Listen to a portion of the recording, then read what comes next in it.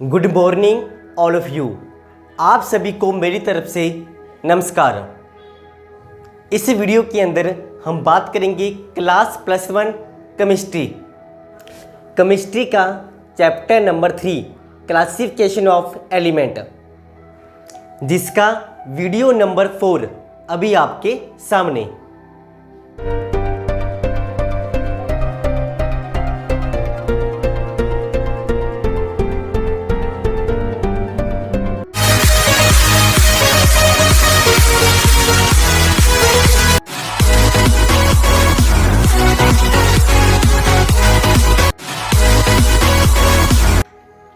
Topic का नाम देखिए, long form of periodic table. इस टेबल के अंदर टोटल 7 पीरियड्स होंगे। इसके साथ ही इसके अंदर टोटल 18 ग्रुप होंगे।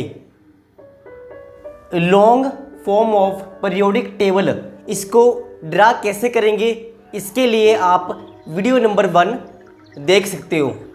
सबसे पहले हम बात करेंगे पीरियड नंबर 1, जिसका मतलब इसमें n = कितना होगा 1 और l क्या होगा इसमें 0, और जिसमें l 0 हो तो उसे हम क्या बोलते हैं, सब शेल का नाम क्या होगा s ऑर्बिटल।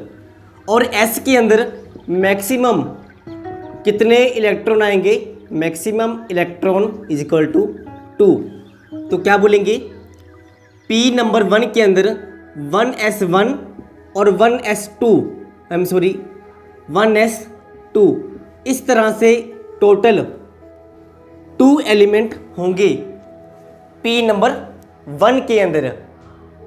इसके बाद हम बात करेंगे P नंबर 2, इसका मतलब n = 2 के बराबर होगा, और हमारे पास जो l होगा वो 0 और 1 होगा। और l 0 का मतलब s ऑर्बिटल और 1 का मतलब p ऑर्बिटल। s में मैक्सिमम 2 इलेक्ट्रॉन आएंगे और p में 8, p में आएंगे 6 इलेक्ट्रॉन। टोटल हुए 8 इलेक्ट्रॉन। इसका मतलब p नंबर 2 में इलेक्ट्रॉन होंगे जो 2 होंगे s के और 6 होंगे p के।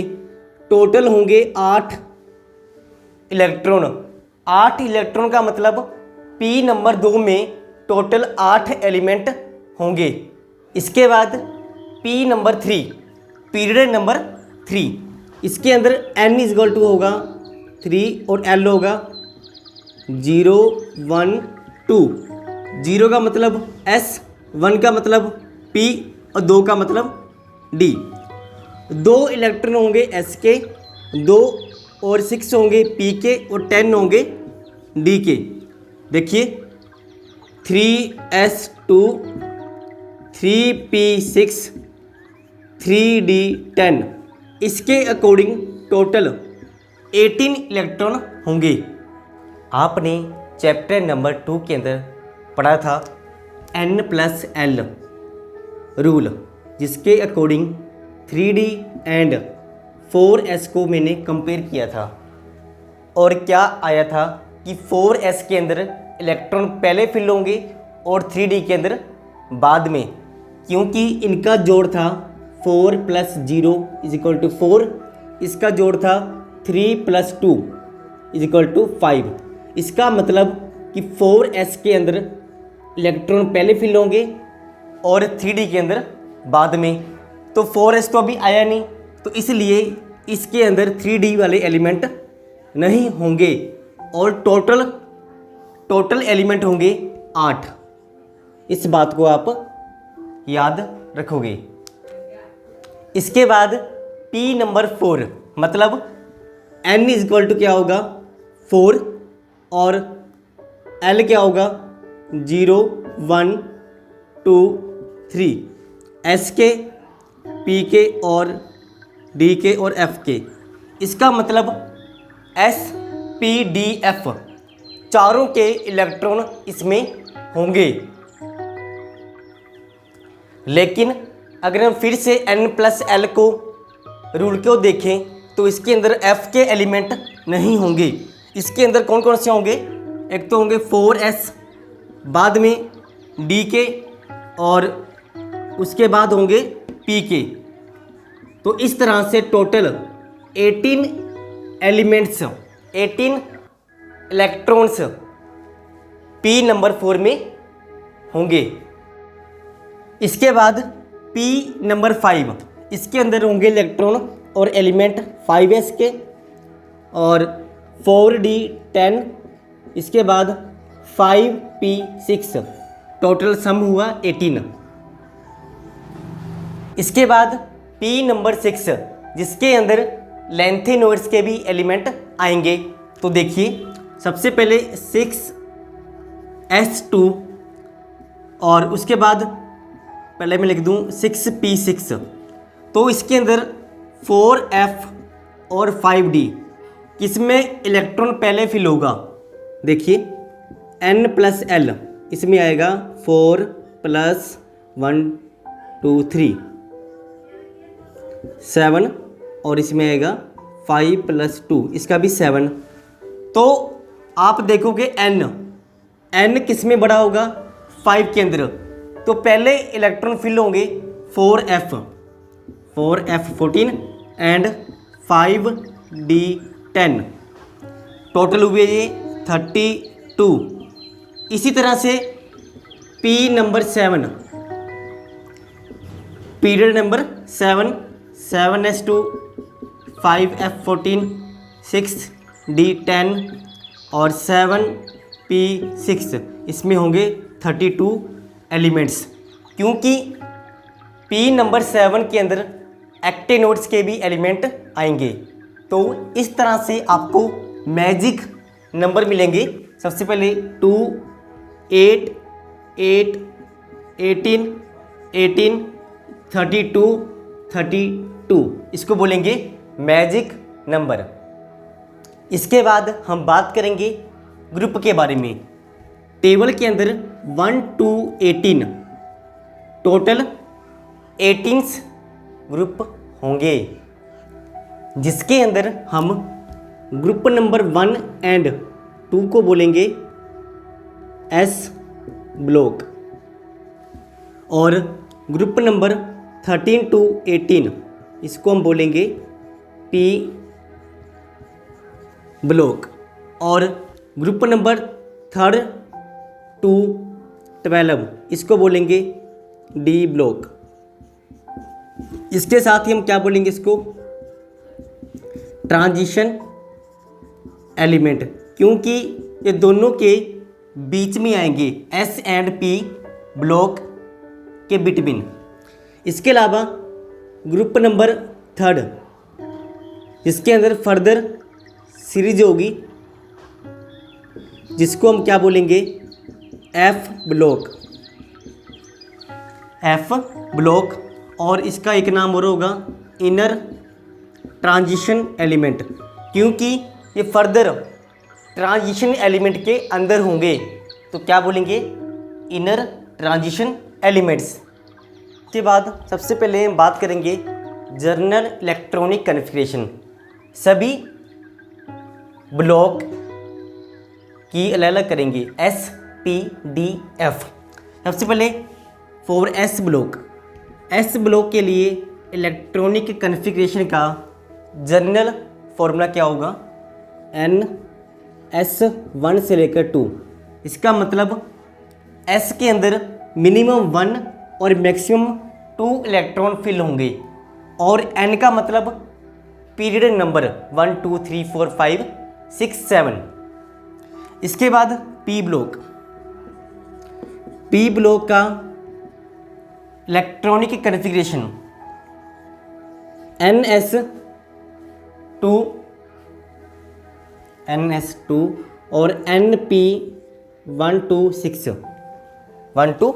6। इसका मतलब P में मिनिमम 1 और मैक्सिमम 6 इलेक्ट्रॉन होंगे। अभी हम एग्जांपल हैं, अगर P ब्लॉक के अंदर ग्रुप नंबर 13 क्या था इसका? नाना पाटेकर, असरानी, सब बीमार। तो सबसे पहले नाइट्रोजन की इलेक्ट्रॉनिक कन्फिग्रेशन क्या होगी, इसका एटॉमिक नंबर होगा 7, तो 1s2 2s2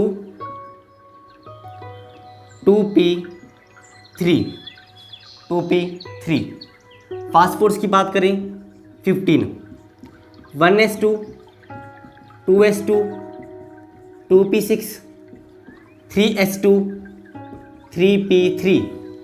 तो आप देखोगे कि लास्ट के दोनों के अंदर n की वैल्यू क्या होगी, सेम होगी, इसलिए मैंने क्या लिखा n। और साथ में s के अंदर 2 इलेक्ट्रॉन होंगे और p के अंदर 1 to 6 इलेक्ट्रॉन होंगे, 1 to 6 इलेक्ट्रॉन होंगे। ये मैंने बात की है ग्रुप नंबर 15 की। अगर हम आर्सेनिक एलिमेंट की बात करें तो लास्ट में इसके आएगा 4s2 4p3, इसके लास्ट में क्या आएगा 5s2 5p3 6s2 6p3।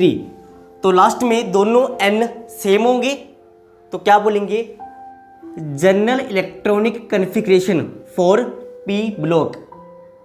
इसके बाद अगर हम लास्ट के दोनों को कंपेयर करें तो इन दोनों के अंदर n s का और d का दोनों में 1 का डिफरेंस होगा।